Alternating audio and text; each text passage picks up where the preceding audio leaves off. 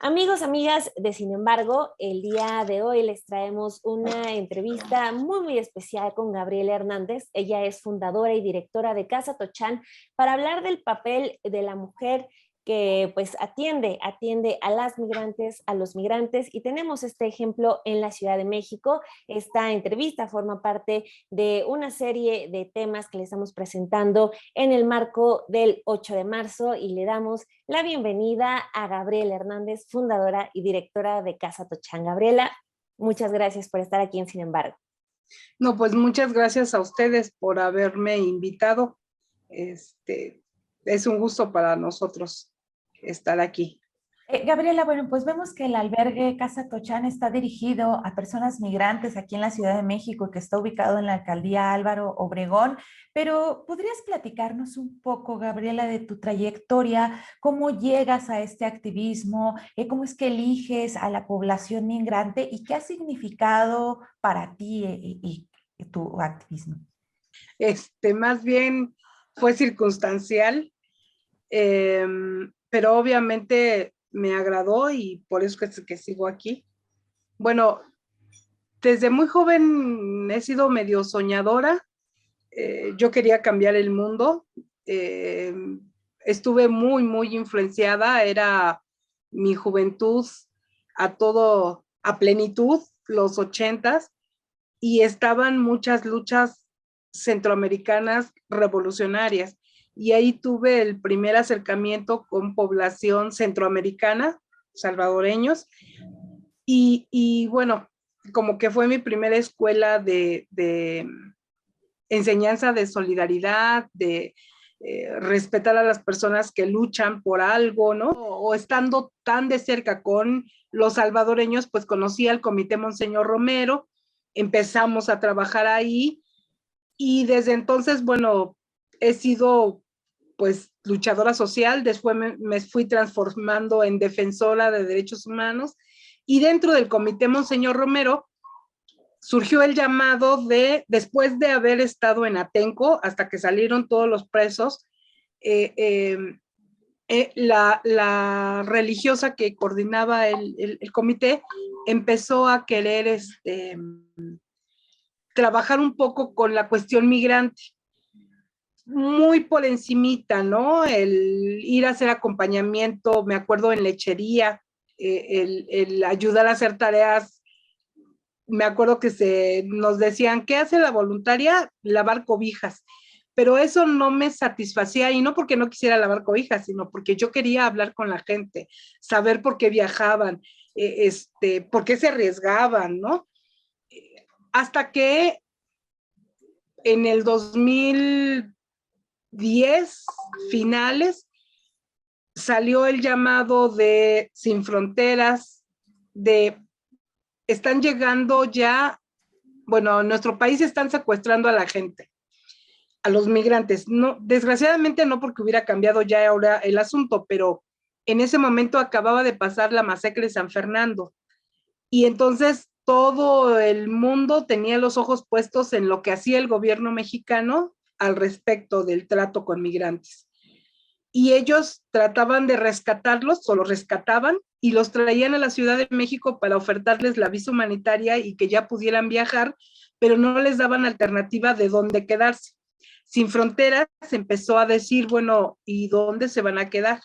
Llamó a algunas organizaciones, entre ellos al Comité Monseñor Romero, que tenían experiencia de haber tratado a estas personas centroamericanas.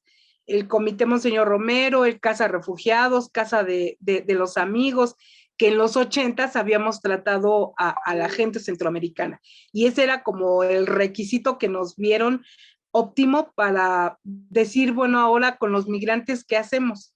Afortunadamente el Comité Monseñor Romero tenía esta casa bajo su custodia y esta casa había sido al ojo de guatemaltecos también que huían de la guerra en los 80s.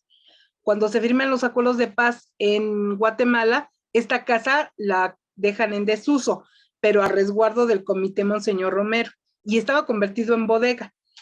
Cuando Ya en el 2011 nos empiezan a decir que dónde ponemos un albergue para que la gente llegue, y yo sinceramente pensé que eran, no sé, un mes, 2 meses, ¿no? El comité dice, pues en esa casa que no ocupa ahorita nadie porque no había otro lugar. Y aquí empieza a hacerse el proyecto. Ahí llega Gaby y a ver qué puedes hacer. Y bueno, así fue como llegué aquí y así fue como me he quedado, porque en primer lugar creo que admiro a todos los migrantes. Yo les digo que puedo ser muy solidaria con ellos, pero que yo jamás podría dejar mi casa por nada. O sea, y no hablo mi casa solo de casa, sino mi tierra, mi país. No, no, soy una mujer de raíces. Entonces, pensar en dejar mis raíces, no. Y en ese sentido los admiro mucho a los migrantes, y sobre todo admiro a las mujeres y que se sobreponen. A mí me tocó atender a mujeres que habían sido víctimas de secuestro, y yo veía que ellas se reponían, se rehacían, yo les decía, tan rápidamente. Yo no sé si por el compromiso de ser madres de familia, de saber que habían salido de su país por crear un mejor panorama para sus hijos, y que el hecho de que los secuestraran no era impedimento para que después cumplieran su objetivo.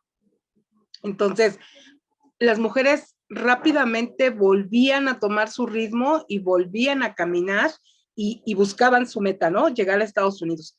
Entonces, pues eso sí ha sido muy, para mí, muy admirable.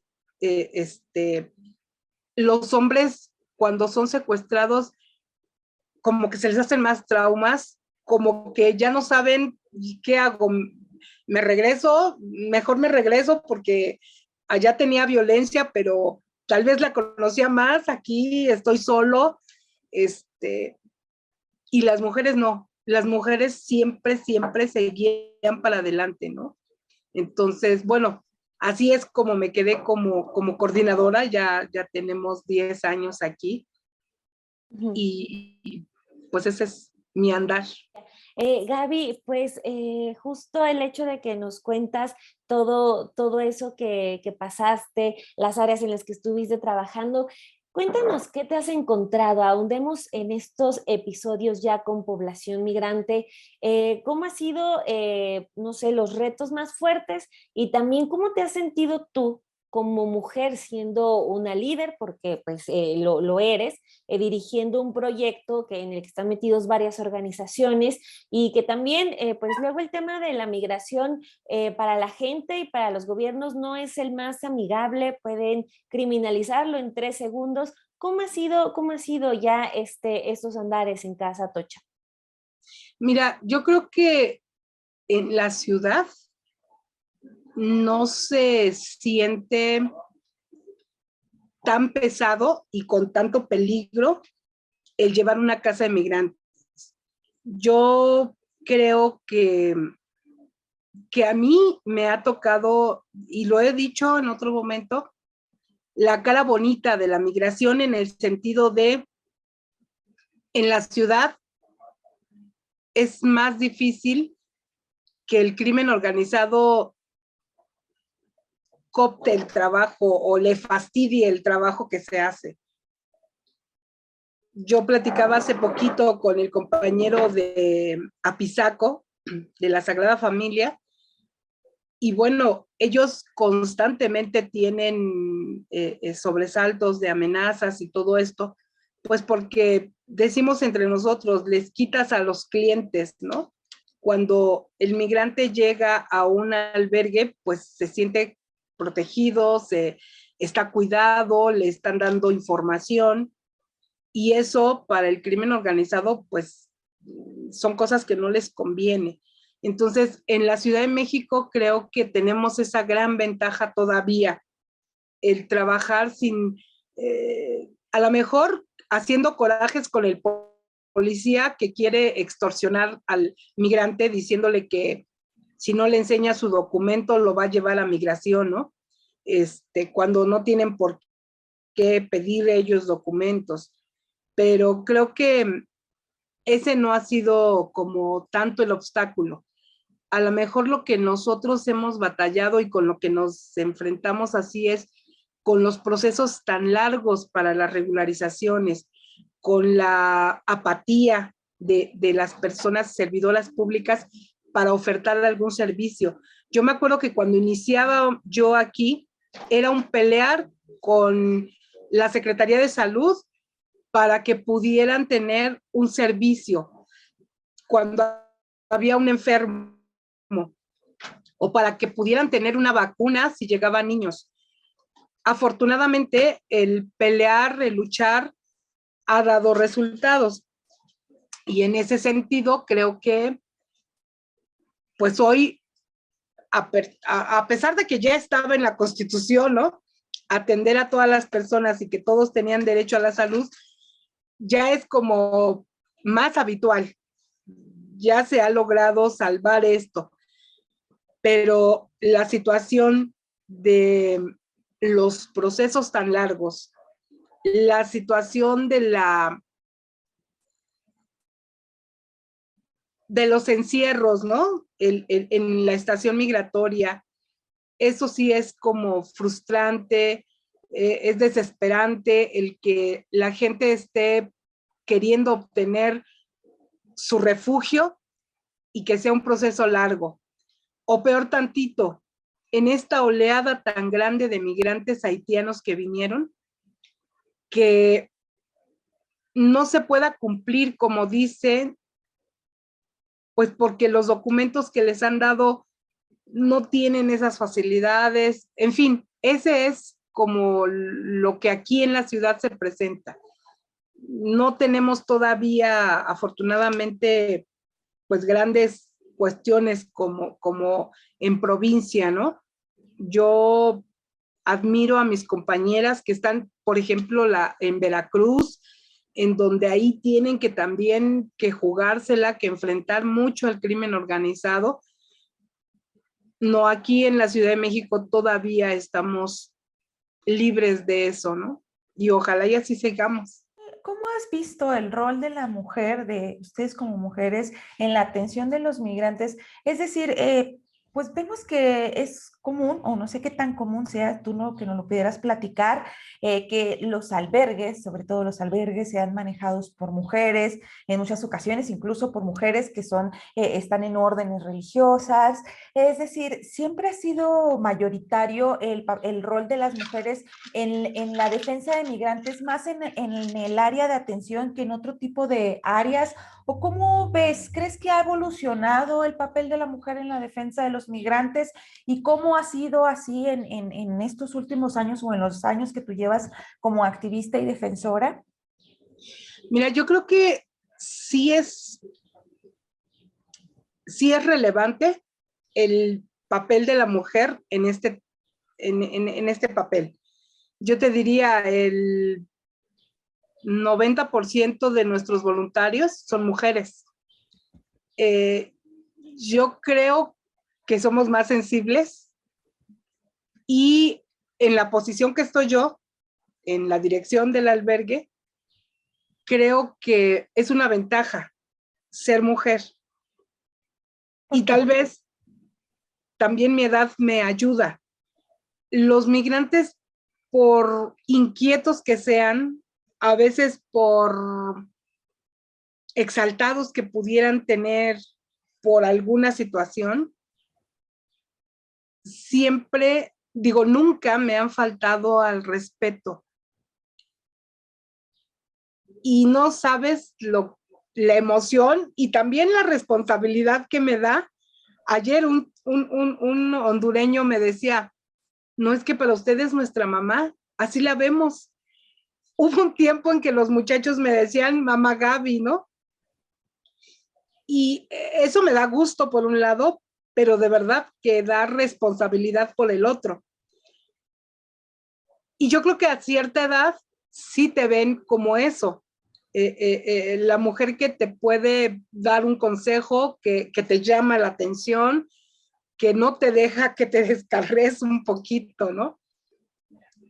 Y mis compañeras voluntarias jóvenes, creo que esa parte de dulzura y a la vez de energía y a la vez de sabiduría, porque los consejos o los talleres que les dan van encaminados a eso, ¿no? Entonces, y eso yo creo que sí es virtud de las mujeres, ¿no? Claro. Gaby, y a la hora de conseguir el recurso, de gestionar los recursos, ¿ves alguna diferencia de las autoridades? ¿Cómo tratan, por ejemplo, a los activistas que consiguen recursos para organizaciones de hombres o refugios de hombres? En el caso de las mujeres, ¿ha sido como más complicado para ti o ha sido más fácil? Y también platicarnos un poco de lo complicado que es gestionar los recursos o cómo solventan estos proyectos, Gaby. Bueno, mira, yo en el Comité Monseñor Romero estaba guiado por una religiosa y a mí me daba,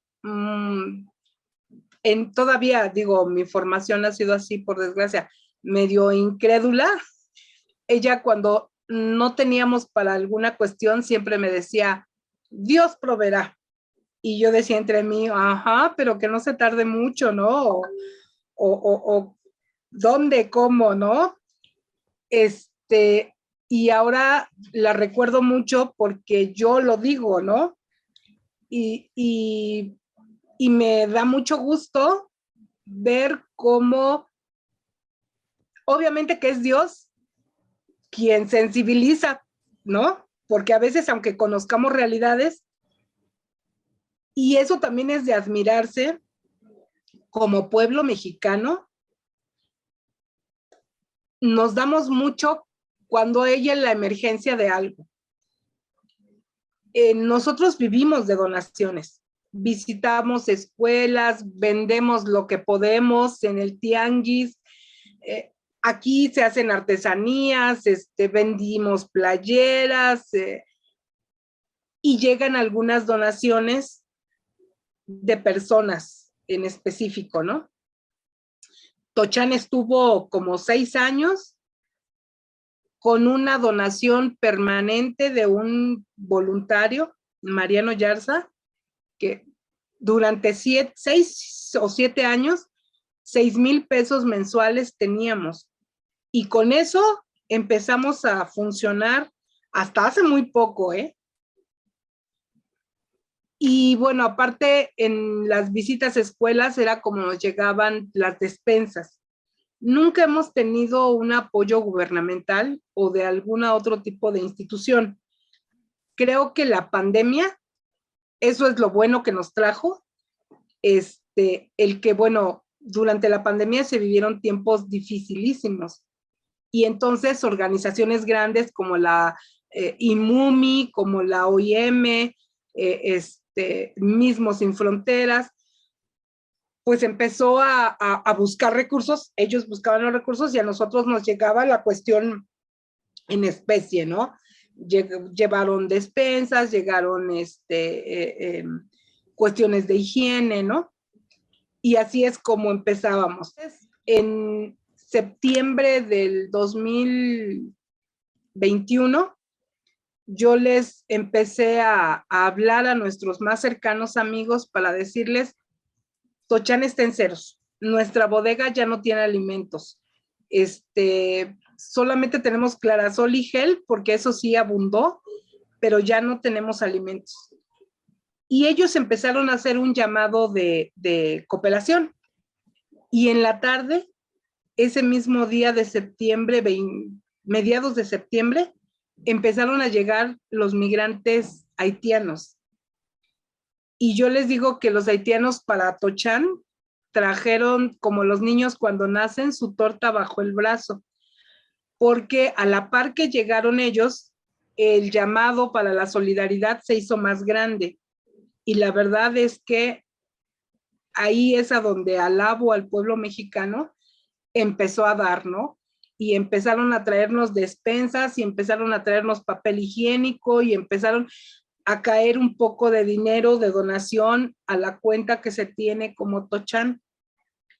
Y bueno, creo que la emergencia de ver, nosotros somos un albergue súper pequeño. Teníamos antes de los haitianos, antes de la pandemia, solo teníamos 20 camas. Hoy tenemos 40. La ola haitiana nos hizo crecer a fuerzas. Y en los meses de septiembre, octubre, atendimos a 107 gentes. Yo les decía, todo lo que vende Tochán en espacio se convirtió en dormitorio. Tuvimos también una crisis fuerte en el sentido de no había espacio físico.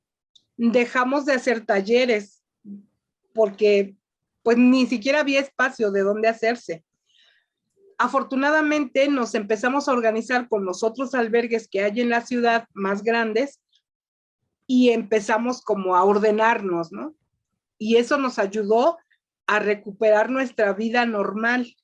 Empezó a bajar la población, pero nos obligó a crecer. Tenemos hoy 40 camas. Exacto, Gaby. Pues por último, cerrar con un mensaje pues de una mujer que trabaja directamente con migrantes, que incluso también es un área en la que muchas jóvenes pues se han ya metido también a seguir con el activismo, a también esta parte de empoderar que tú mencionabas, ¿no? Enseñarles también de sus derechos, que ellos solitos puedan salir y continuar con su camino o retomar sus vidas. ¿Cuál es el mensaje para las mujeres, no solo las jóvenes, para todas, que pues bueno, el mensaje de una mujer que está haciendo una labor a diario, directa con los migrantes? Pues yo creo que el mensaje es, tenemos que cambiar este mundo en algo más digno de vivir. Y si queremos, si somos grandes, tendremos nietos, y si somos jóvenes, tendremos hijos, y posiblemente pensar en que no podemos vivir en un mundo de desigualdad y de violencia, y que nosotros somos los únicos que podemos transformarlos. No podemos atenernos a los gobiernos, sino transformarnos de poco en poco. Ese sería el no dejes de moverte para transformarte y para transformar este mundo, ¿no? Así es, pues qué gran mensaje, qué bonito mensaje. Muchísimas gracias, un gran mensaje, Gabriela. Muchas gracias por por estas palabras, por aceptar platicarnos con nosotros, por compartirnos una parte de tu historia y pues de lo que ha sido este andar en la Defensoría y en la atención de la comunidad migrante. Muchísimas gracias. No, pues gracias a ustedes. Muchas gracias, Gabriela.